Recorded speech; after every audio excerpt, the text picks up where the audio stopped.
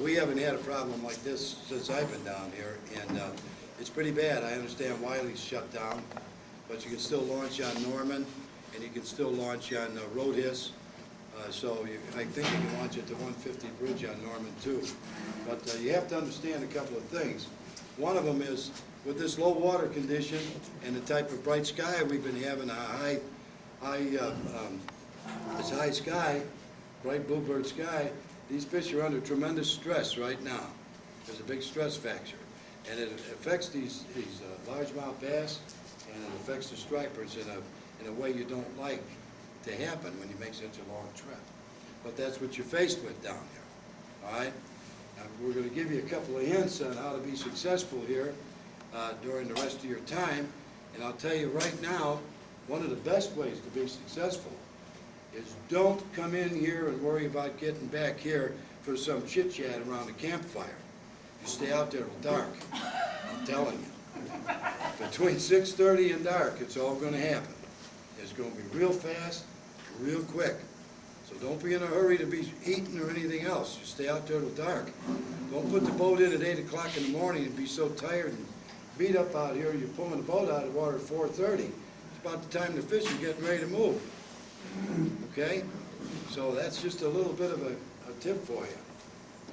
Things are supposed to cloud up the next couple of days, and hopefully the fish will move a little bit better. I'm going to talk a little bit about the structure situations that you should look for in these reservoirs, Norman and Roadhiss.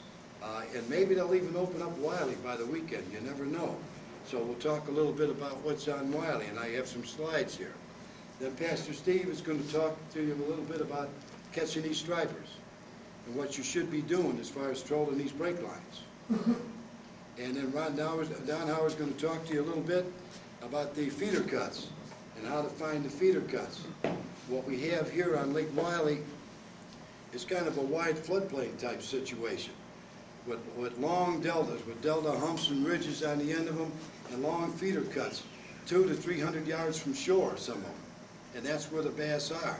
The little bars you see coming off the shoreline that drop into 19 and 20 and 21 feet of water, that's not where they are. You keep on going out in the lake, it starts coming up again. The further you go out in the river, it comes up and make them up to 8 or 9 feet, then slope off into 13 or 15 feet, drop off right into the channel. So Ron's going to talk to you about that and how to find that type of structure situation. Okay, so we got a tough fishing situation right now, and but it's what we have to put up with down here. Now, I'm going to say something else to the guys from up north. Remember, I'm from up north too. We don't have any walleyes, and we don't have any muskies, and we don't have any northerns to take up the slack. You're fishing for two of the toughest fish to catch. And all of you have read Buck's material about fishing for this largemouth bass. He can be a stinker, especially under adverse weather conditions. Well, boy, when you come down south here, that's what you got. And that striper is just as much of a stinker, okay? So that's what you have. No easy fish to catch, all right? As far as running free and catching these bass down here, you can run free along the weed lines all you want in them lakes up north. You don't bump the bottom down here and you're not catching that bass. You aren't going to get him. And you're going to get hung up, and you're going to get hung up a lot. All of you should have plug knockers, so a lot of hangs. So those of you that have been out on Norman, you already know that. But Scott's here. He's got a big wagon full of lures here, so he'll be glad to take care of it. I'm going to turn the lights off. We're going to go through these slides. We're not going to keep you here all night. But I want you to see some of the stuff, because when I stand up here and talk about it, I might not explain it right, but one look at the slide will tell you what the structure situation looks like. And I better put my glasses on so I know what I'm looking at. Okay. Basically, there's 17 different structure situations. All right, and in a natural lake, you might have 2, you might have 3 of them. In a reservoir, you could have 11 out of the 17, or you could have all 17. But this is basically the 17 type of structure situations you're going to encounter on any body of water that you fish. Okay. We're only going to talk about the ones we see here. On Lake Norman, and on Lake Hickory, and on Lake Roadhiss, you'll encounter what Buck calls the most common structure situation. That's a big, wide, sweeping bar. It'll have various break lines and uneven contours on it the whole way, all the way out to the drop-off, all the way out to where it runs into the main channel. Now, I'm not going to talk about deep holes. Well, you go up north and you go in the lake and you got one deep hole, you got two deep holes, you got three deep holes, maybe you got one big deep hole. Down here, we got one great big deep hole. If you're looking for water depth, we've got all kinds of deep water down here. Reservoirs are altogether different than some little natural lake, okay? So everything that you're going to fish has to extend all the way out to the main channel, which is normally the deepest water in the area. But fish everything that goes all the way. Don't even bother with it if it don't go all the way, especially under these conditions. You may have a little spot over here where there's a little creek channel. If conditions are right, you can pick up a few bass, and that won't produce anything. But when you get out on the main structure situations, out on the main river channel, that's your best bet to catch a fish while you're down there.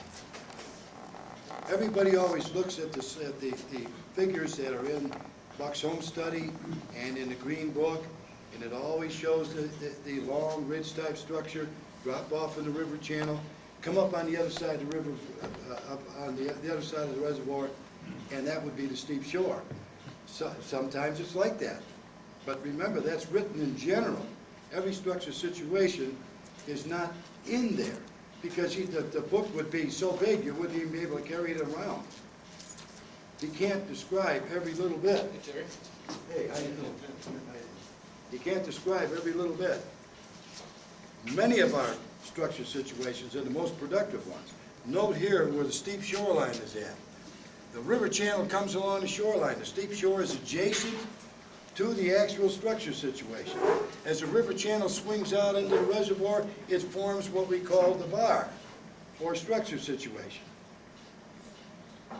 If any movements occur on this big piece of structure here, they're going to occur, let's say north is straight up. They're going to occur on the south side of the bar, where the river channel make those that sharp turn. That's what created all the steep cuts and break lines. And there'll be some rubble there, there'll be some rock there, it'll be clean. It may be clean to brush, which would be very fortunate, okay? So everything would be on the south side of this thing. You don't belong way up here. There's nothing going to happen up there. All your trolling passes would be in reference to that river channel break line, not right on the break line. You can run the 500s, the 400s, the 250s, the 200s, and so on and so forth. Now here's another thing, speaking about those lures. In most of the structure situations you're going to fish down here, you can fish all 5 lures in the 5-pack. The 500, the 400, the 250, the 200, the 100, and you're not even out to the channel break line yet. You're still on top of the structure situation. You got to make sure you know the depth of the channel break line. You're going to need 700s, 800s, and you're going to need wire line to reach most of these break lines. Even though we got low water, it's not that low. Where we used to fish 24 feet deep, where the break line occurred at 24 feet, it's now going to occur at 20 feet, or 17, or 18. You'll be lucky if it occurs at 16. Okay? So remember that. It's entirely different than what many people are used to. Okay. The steep shorelines. Now in the wintertime, this is very, very important down here. We caught a lot of stripers off the steep shorelines all through the winter last winter. And people told us they were catching them off the steep shoreline. Steve and I got together, and we knew they weren't just catching them off the steep shoreline. Where on the steep shoreline? Any place on the steep shoreline? No. Where there's a wash or a slide. Where there's a wash or a slide. That is the structure situation on the steep shore. So what do you look for? You go down the shoreline, you go down the steep shore, and you got rocks, you got rocks, you got rocks, you got cliffs, you got rocks. All of a sudden there's dirt. There's dirt. You can see where it washed out. You can see where it caved in underneath the trees. The trees getting ready to fall in the river. Okay? That's where the wash occurs. It's what you can see with your eyes. Most of the structure situations in our reservoirs, and those of you that are fishing the upper end of Lake Norman, with the exception of this large underwater island, most of the structure situation, when you leave Bill's Marina, you don't find them with a depth finder. You'll be looking all day long to find something with a depth finder. You observe the shoreline terrain. You can see the feeder cuts coming into the river. You can see them coming in, and they form a structure situation. You can see where a big, wide, sweeping bar should occur. You see a channel marker right next to the big island. Channel marker number 25, a channel marker sitting right against the island, right against it. What does that tell you? It tells you the deep water comes right up to the island. If you're looking for a channel, you go toward the channel marker. It's what you can see with your eyes. You can do more with your eyes. You can't even turn the depth finder on till you find something to fish. You got to find something to fish here. Go ahead, Harold. You won't see too much of this. Reefs like what you might see in Lake St. Clair or that big lake in Wisconsin. Jerry, I can't even remember those lakes anymore. What's that big lake up there? That big one in Wisconsin? Big brown one? Big Winnebago, big flat one? Yeah. Okay, Harold. You don't have to worry about that. Okay? Don't have to worry about this. This you have to worry about. On a wide sweeping bar, I see countless guys way out here on a big flat. In the home study course, in the Green Book, it describes in our literature, in our Spoonplugger newsletter, how to read a contour map. We see guys way, way out here, and it's just a big flat out here. This isn't breaking into the deepest water. Everybody assumes, or a lot of people assume, that everything should come to a point, the deep water should be right on the end of the point. It's not like that. Where the lines come close together, that's where the fast break occurs. The deep water lays over here on the side. This happens on almost all of our wide sweeping bars in all of our reservoirs right here. It's where the river channel comes along here and starts to swing out. This turns into a big flat, and there's some sharp breaks right here. Now here it doesn't show 2 or 3 or 4 fingers, but they could be there. Just because the contour lines are there, they don't show you every finger that's on here. There could be 3 or 4. I'll tell you the answer to the question before you ask it. Well, how do you know which finger it is? You let the fish tell you which finger it is. They'll tell you. When they're there, they'll let you know. Go ahead, Chase. This big wide sweeping bar has uneven contours. That's why we do what? We contour troll with the smaller lures. Some of these big wide sweeping bars here, where the break line occurs at a depth of 15, 16, 17 feet, what do you do? Where do you stop contour trolling? You can't. You're going to contour troll with the 200 and the 100. Where's the straight line passes going to come? They're going to come with the 700 or the 800 or the wire line. The whole 5-pack becomes a contour trolling fishing situation because the break line occurs deeper than what the 100 can reach. Now, the people that are inexperienced, I hope you understand that. If you don't, see me afterwards, because this is a big mistake. This is what I've seen. I've been out with a few students and I've seen this. This is a big mistake. Okay?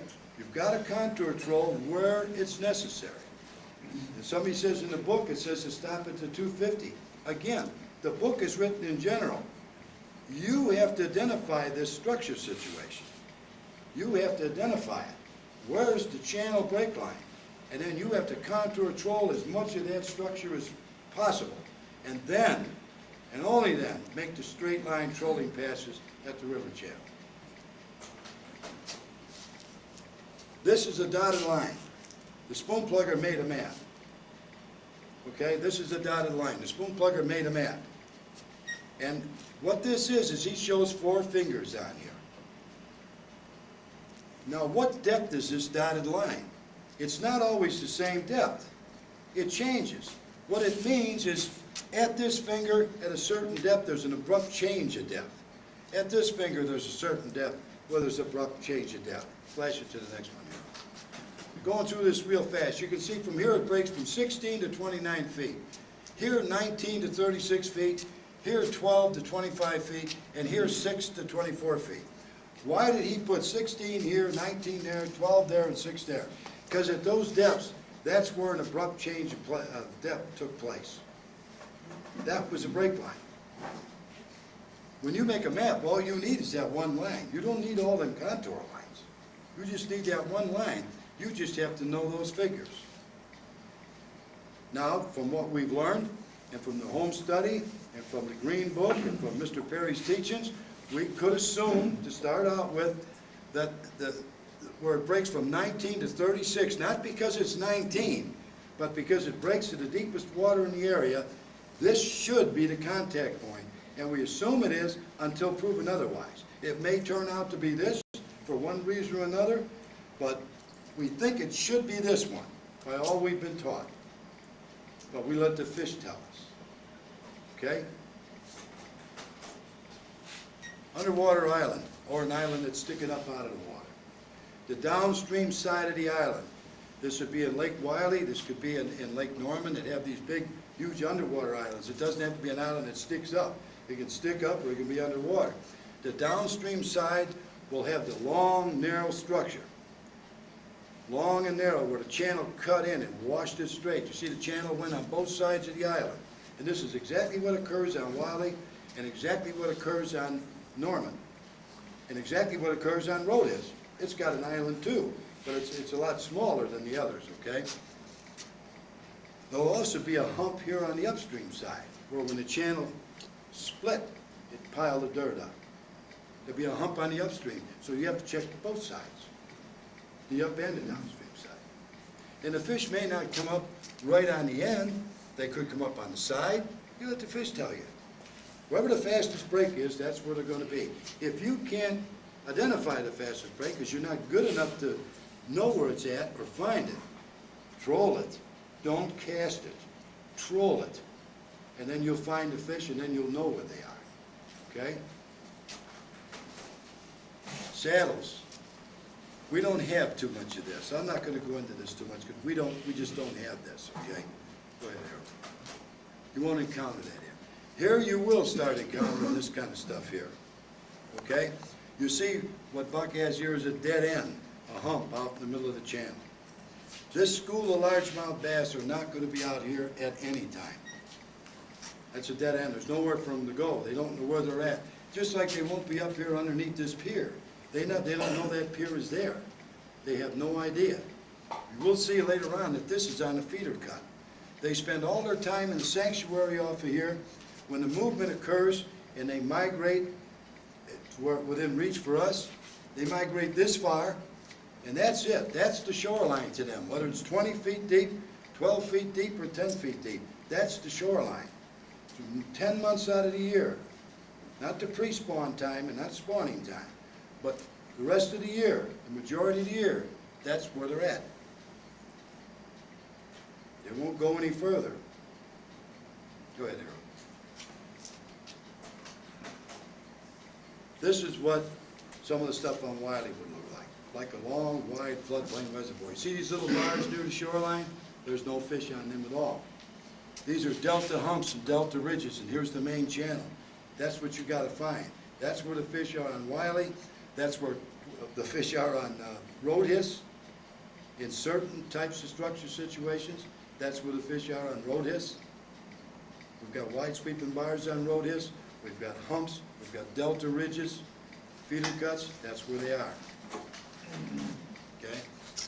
You get to Wylie, and you have 200-300 yards from shore is where the delta ridge and the delta humps occur.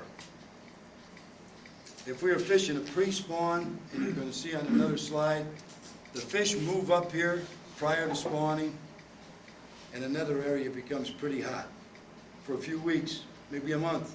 Then after that, the fish are back out here again. This is where they spend the majority of their time, in the river channel. When the movement occurs, it occurs along these delta humps and ridges. Go ahead. Okay.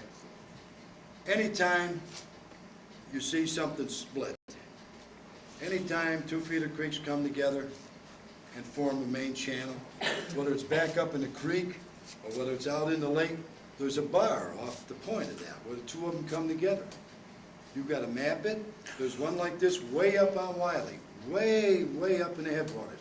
Great big bar. It must be 300 yards long. Okay? And it's just exactly like this. and it's formed by the main river channel and the big feeder creek coming out. Anytime these two things come together, you've got to check it out. These are easy ones. These are the kind of feeder cuts that are on Norman. You can see them. You're not too far from shore. You see the cut, and you got a pretty good bar there, the break line. Okay? Now these fish are going to be out here. You've got to find that break line. You've got to know where the break line is at. Go ahead, Harold. You get on Wiley, everything begins to move way out. You got to do the same thing there. Joe Sinadar will tell you that the other shoreline would have been about where this third line of letters is right here, where him and I got into them casting. We got 25 out on Wiley.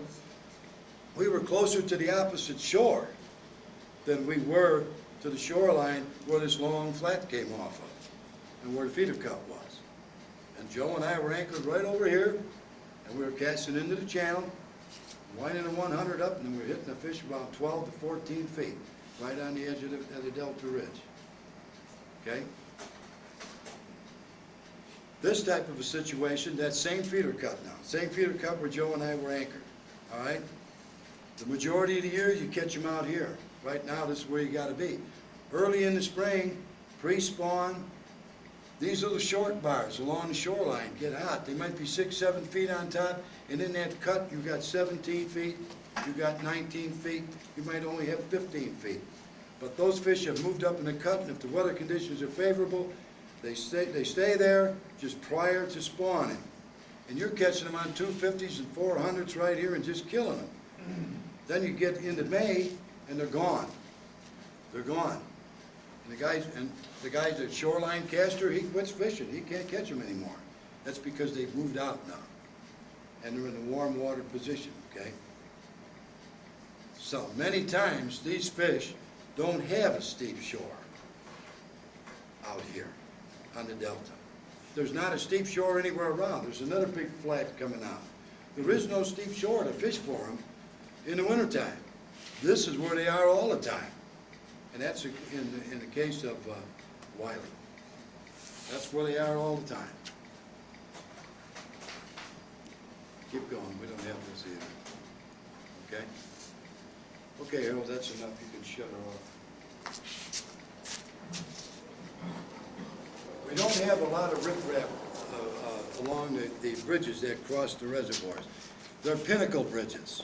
By pinnacle bridges, they're on stilts like this, okay? At the 150 bridge here on Norman, there's a little bit of riprap, but it's not a lot to run. It's not like what you'd find in some areas, like in Monroe Reservoir, you got the long riprap to run. It's nothing like that, but you can fish it. But normally we got pinnacle bridges. Now here's what you got to look out for. If a bridge crosses the reservoir somewhere near the middle of the reservoir, it'll be in the narrow spot. And the reason it's in the narrow spot is they don't want to have to build a bridge any longer than is necessary. So in the middle of the reservoir, you can bet that it'll be main channel, shoreline to shoreline, under that pinnacle bridge. Now let's talk about a bridge in the headwaters, like the one up here by Bill's Marine in Lake Norman, or the one up by the 321 bridge in Hickory. When you get a bridge that's up in the headwaters, you got to look out for structure underneath the bridge. The channel only lies to one side.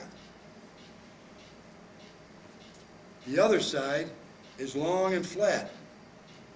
Not really a flat, that's a bar that comes out. And there's a break line on it. And the stilts there for the bridge, the abutments, are sitting right on the bar. They're sitting right on it. Now, how does a guy know that? Well, if he knows what we just saw on the slides and listens to observing the shoreline terrain, when he comes out of Bill's Marina, there's a big steep shoreline over here going straight up in the air. Over by Bill's Marina, it's so flat you can hardly get out of there. So you know if there's a long, wide sweeping bar that comes out, that comes off the shoreline or comes under that bridge and swings out, it's going to come off the side where the marina's at because of what you saw with your eyes. Another thing on our reservoirs, Buck always has, what type of reservoir are you in? Are you in a lowland type reservoir? Are you in a highland type reservoir? Are you in a flatland reservoir? Wide floodplain? Where are you at? What kind of reservoir is this? Why is that important? You got to know what to look for. You got to know what to look for. You take a lake like Rhodhiss, it's a flatlander in the headwaters, it's a lowland type reservoir halfway down, it's a combination lowland type of reservoir with highland features down by the dam. Lake Hickory's the same way. 3 different reservoir types in one body of water. You got to know if you're in that section of the reservoir, am I in a wide floodplain type structure situation? Am I in a lowland type structure situation? If you have a good contour map with a hotspot, you should know by looking at the map. But if you don't, you better be able to observe the shoreline terrain and everything to figure out what to look for.